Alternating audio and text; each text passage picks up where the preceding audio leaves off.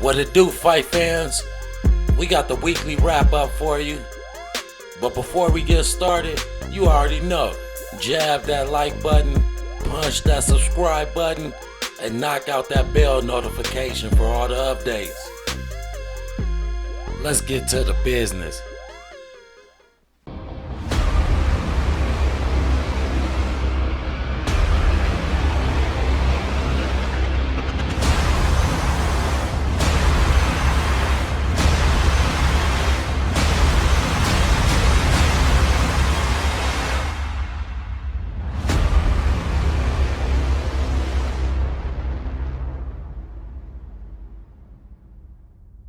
We had some pretty good fights over last weekend.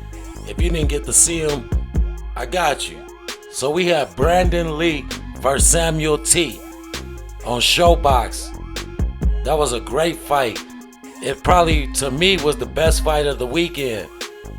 Brandon Lee, the young prospect turned contender, 22-0 with 20 knockouts, is looking real nice right now.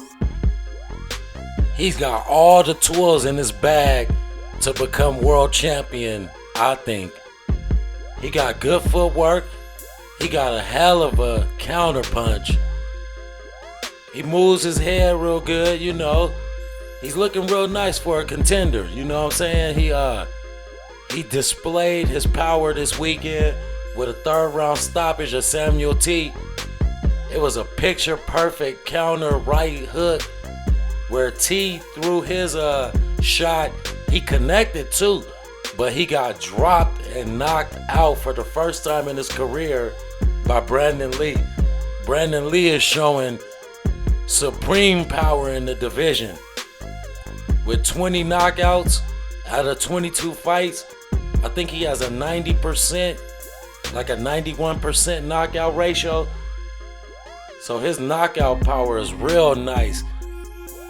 Brandon Lee is looking like a superstar on the uprise, contender status. From prospect to contender overnight against Samuel T. What a fight. So if you get a chance, you need to look at Brandon Lee, check and respect his skills. If you didn't get to check him out, you need to check him out. I think he's going to be a champion or a top contender for sure in the near future. Moving on in the weekly wrap up, over this weekend we had David Benavidez versus Ronald Ellis.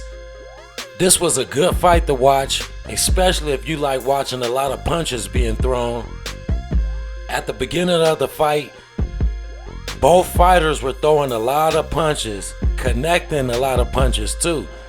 And as the fight wore on, Ronald Ellis kind of fell off and David Benavidez took control.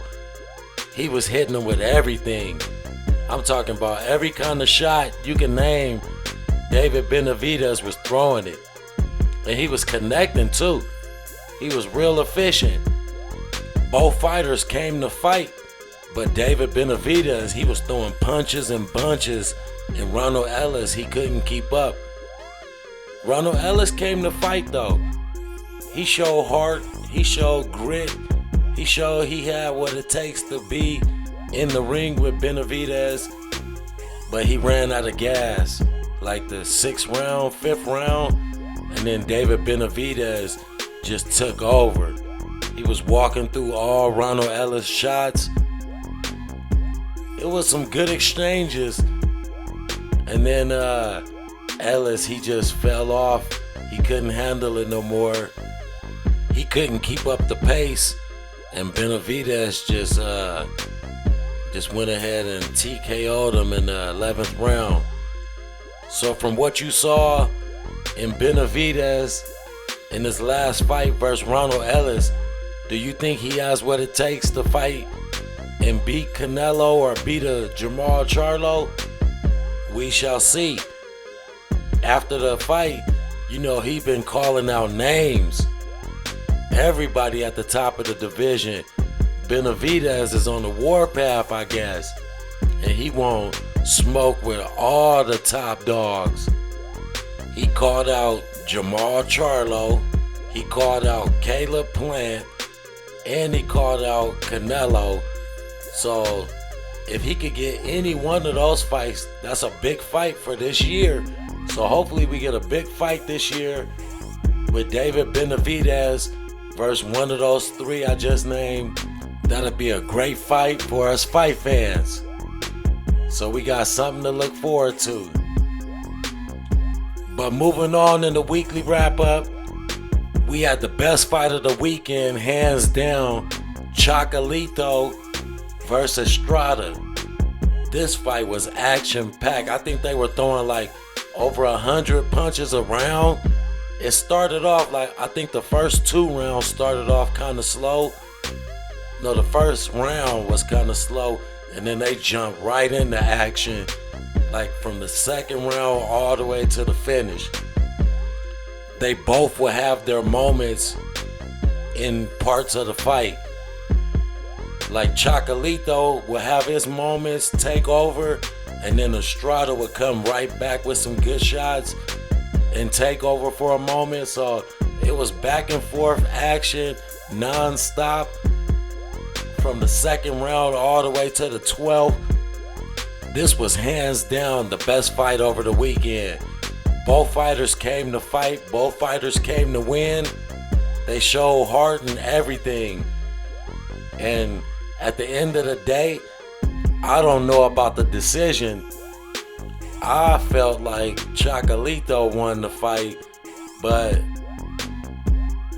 I could see why Strada won the fight too. I mean, they both did what they had to do to win the fight. I just thought Chocolato landed the bigger shots and more shots.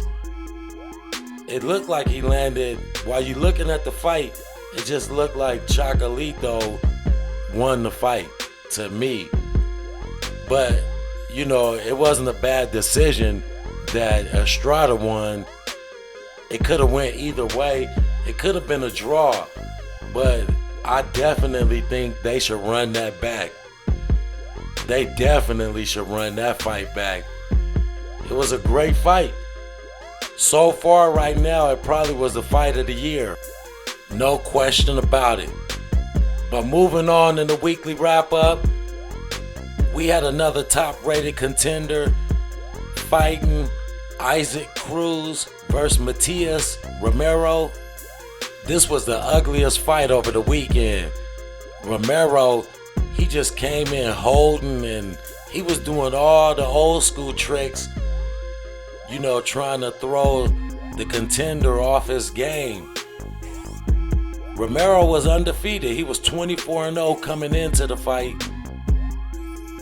and he wanted to win. You know, he thought he had the skills to beat Cruz. Cruz is a bull. He just comes in throwing punches, power punches. He got some pop too. So this was an ugly fight though. Cruz got the unanimous decision. Romero just was holding and throwing those elbows and stuff.